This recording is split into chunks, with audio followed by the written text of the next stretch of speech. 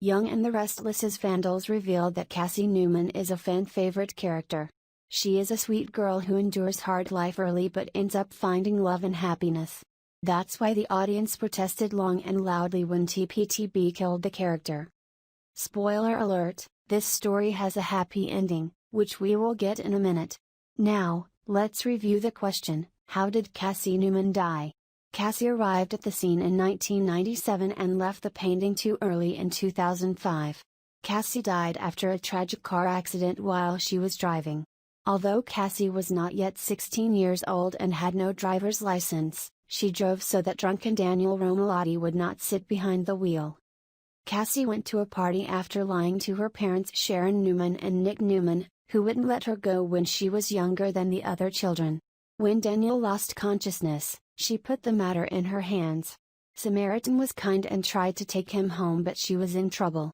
The two are taken to the hospital and Cassie finally remembers that she is driving. She left the hospital to find Daniel but collapsed and many hours later died in the hospital with Nick and Sharon beside her. Before Cassie passed away, she promised her parents that someday they would have another daughter. This is where the spoiler warning appears. Grimes returns to the show as Cassie's twin. Grimes returned to Y&R in 2014 as Mariah Copeland, but Cassie clearly Sharon was unaware that she had given birth to a baby, including soap fans. Mariah was arrested at all costs without Sharon's knowledge and gave up adoption. In short, Mariah came to town and was initially hostile towards Sharon, but occasionally, mother and daughter joined. Today they have a great relationship and Mariah is a tool to help Sharon overcome the cancer battle. Revealing that Sharon Newman has struggled to find the right balance in maintaining her independence and relying on loved ones when she needed it. Fortunately, everyone in the Sharon Shar group is patient and understanding. Sharon gets space when she needs it, but there's always support to wait for her when she collapses. However, there is a notable absence in most of this story. Noah Newman supported it when he returned home for the Newman Gala dinner, but Sharon did not want him to keep his life in London. It was decided that Noah would come back for Sharon's surgery, so where was he? Why did Y&R push Sharon's son aside in all of this? Noah should be an important part of Sharon's support system, like Faith Newman and Mariah Copeland. It is a shame that the Young and the Restless do not allow Noah to participate as much as Sharon's devoted daughters. Noah is not always provided with the best documents, but he is a solid character and one of the good ones that fans can root. Would you like to see Noah return to Geneva to learn some new stories? Sharon's story seems to be unfolding, but there will be other opportunities for Noah to return to the mix. As a reward, Noah will be able to reconnect with his loved ones and be there for the rest of Sharon's cancer story. Noah can still do his photography work alongside. Perhaps that could even be another corner for Y&R to roll around. Someone definitely needs photos taken in GC, so there will be plenty of reasons to keep Noah. Noah wanted to open another Metro location with Nick Newman once. The plan was cancelled after the GC hotspot was burned and Nick chose not to rebuild, but this could be the perfect time to revive that dream. The Young and the Restless may use some non-romance stories as all security protocols will be applied as the production process continues. Nick doesn't have much work to do but works with Adam Newman and makes love with Phyllis Summers, Michelle Stafford, these days. When Y&R returns with the new episodes, Adam will need to do some soul searching and the fictite love scene will leave the table for a while. Why not bring Nick and Noah back to business together during this time? The Y&R family wishes Peter Bergman a happy birthday. The actor was born on June 11, 1953 in Guantanamo, Cuba. The longtime actor is a candidate for the Emmy several times and is a three-time winner. Bergman joined the cast in 1989, replacing Terry Lester, who started the role in 1980. Y&R has created flashbacks in recent years, using younger actors to portray Abbott in the years before the show premiered.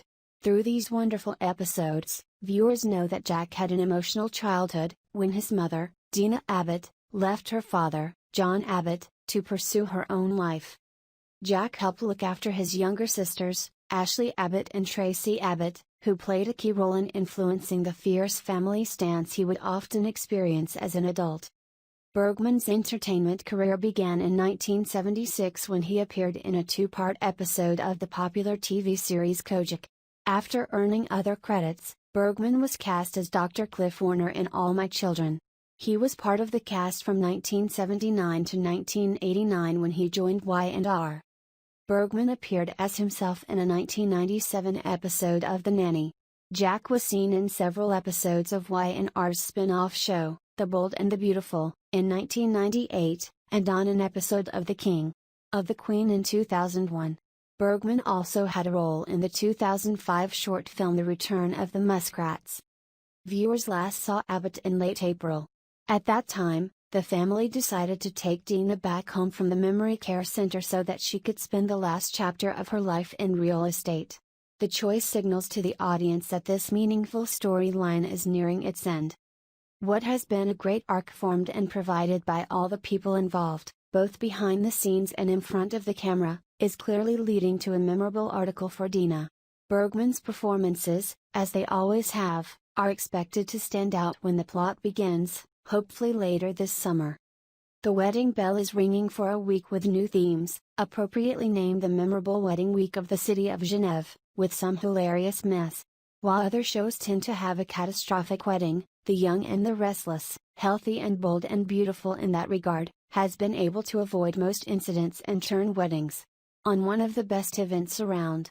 This movie has been with us since February 19, 1996 and has some great classic wedding movies like Nikki Newman wearing a sad mom costume and doing everything possible to prevent the wedding from happening and possibly ruin her life. We mean the life of Nick Newman. Yes, that's right. She is trying to save Nick and not serve her own insecurities. As we have just stumbled, there is always one person, Nikki, who does not accept their significant son. In this case, incidentally is one of her rivals for her husband, Victor Newman, affectionate. If this is not a recipe for disaster, we don't know what it is. Sharon Newman is one of those who have a say, drawing men to them like a glimpse of fire. No matter what she does, there's always a shoulder to make her cry. In her case, it's usually one of the Newman men because she seems to have a preference for their wealth, power, prestige, or they just smell really, really good. This does not affect the mother bear much in Nikki, as she offers more objections than some of the best lawyers. She would practically plead and plead before clicking her tongue as her son walked down the aisle to tie his wife back.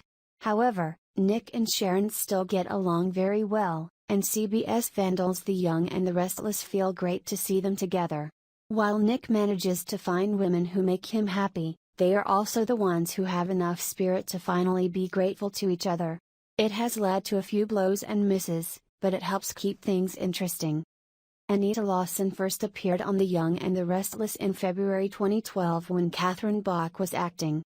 But with her sporadic appearance on Y&R in the following years, most recently reappearing in September 2019, viewers may be forgiven for not knowing exactly this woman is who. But that is where we come from. Let's say if you think Chelsea is in trouble, that apple doesn't fall off the tree. Anita went to Geneva to find her daughter, Chelsea Lawson. It was later revealed that Victor Newman brought both women into town in hopes of breaking up with Billy and Victoria. When he failed, he tried to get Anita out of town, but while she took the money, she was trapped.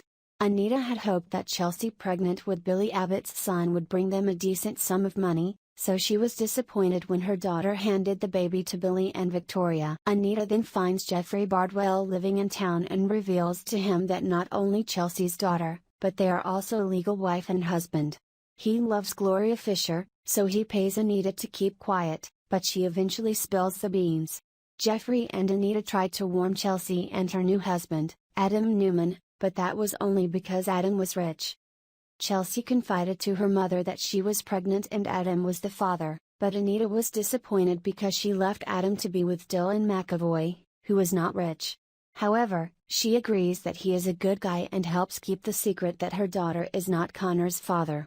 But then, she encountered wealthy Gabriel Bingham, Chelsea addict. Anita urged her daughter to pursue him. And when it was revealed that Gabriel was actually Adam returning from the dead, it made her more likely that Chelsea would return to him. Anita reappears after Chelsea skips town with Connor to tell Nick Newman that Chelsea sent her money but stopped When he refused to give her a leaflet, Anita gave him a video file that Chelsea had recorded for their son, Christian, for $25,000. She emphasized that it might be the only way he found out why Chelsea really ignored the town. In the summer of 2019, Chelsea returned to Geneva and revealed that she had left her son, Connor, to take care of her mother. And after some time, she missed her son very much. She asked her mother to give it to her.